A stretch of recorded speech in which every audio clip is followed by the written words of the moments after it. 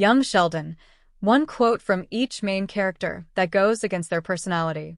With a few episodes remaining, Season 5 of Young Sheldon is scheduled to return to CBS on April 14, 2022.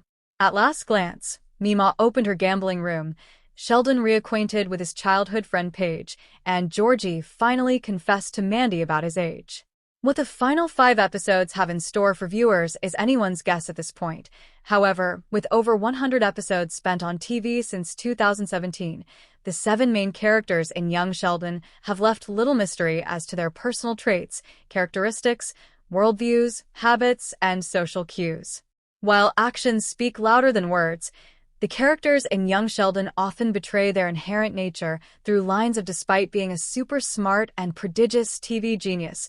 Sheldon Cooper, Ian Armitage, is a socially awkward 9-year-old who has a hard time showing his emotion and relating to human beings with any sense of compassion or sympathy. He loathes how stupid most people are in his eyes and clings to cold, hard logic as a scientist rather than the blind faith his mother lives by. Yet, in a major breach of character, Sheldon admits to Mima, Annie Potts, how he let his emotions get the best of him in class, hinting at a sense of embarrassment that is normally foreign to Sheldon. Wishing he was more like his scientific idol, Sheldon drives the point home by adding, "You never hear about Newton crying like a baby after he was brutalized by an apple." During a heated argument in the episode, a mother, a child, and a blue man's backside, Mother Mary, Zoe Perry, makes a blustery bluff at Sheldon that couldn't be more disparate than her true character. At her core, Mary is overprotective and extremely patient with Sheldon despite her inability to relate to his lofty worldviews. The truth is, Mary is never done mommying Sheldon even decades later when she continues to meddle in his affairs and show tremendous support throughout The Big Bang Theory. Mary may wish she could relinquish her motherly instincts, but she retains them for life. One of the funniest thematic refrains in the mega-successful TV spin-off show is the love-hate dynamic between George Sr., Lance Barber, and Mima. The latter constantly mocks the former for being too dim-witted and not good enough for her daughter, with George unafraid to hurl insults right back at her. Yet, in a disingenuous statement meant to drum up romantic interest so that Dale could take Mima out of the house often, George speaks glowingly about his verbally abusive mother-in-law. While his descriptions are accurate, George does not think Connie is great and avoids spending time with her when he can. The entire Cooper family speaks with dripping irony and sarcasm at every turn, especially Sheldon's older brother Georgie Jr., Montana Jordan. Georgie is also portrayed as the least intellectual sibling and often leans into his prideful ignorance as a source of comedy. Moreover, he rarely lets his true emotions show and makes fun of those who do.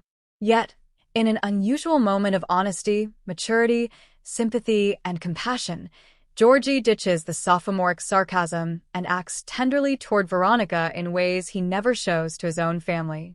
It's simply one of the most heartwarming scenes on Young Sheldon. For much of the show, Sheldon's younger twin sister Missy, Reagan Revert, is painted as a snarky brat who, like Georgie, is nowhere near as intelligent as Sheldon. It's rare anytime Missy outsmarts her brilliant brother, and even rarer for her to pay him a compliment. She normally pokes fun at his nerdy brain and uncool comportment. Yet, both sentiments are relayed in the quote, which leads to an argument Missy ends up winning thanks to her own genius stroke of logic. The quote proves Missy is wiser than indicated, having observational people skills Sheldon sorely lacks.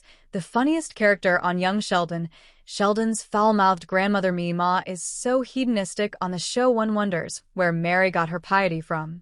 The fun-loving drinker does not share her daughter's religious views and often speaks out against the church and makes deals with God based on her gambling outcomes.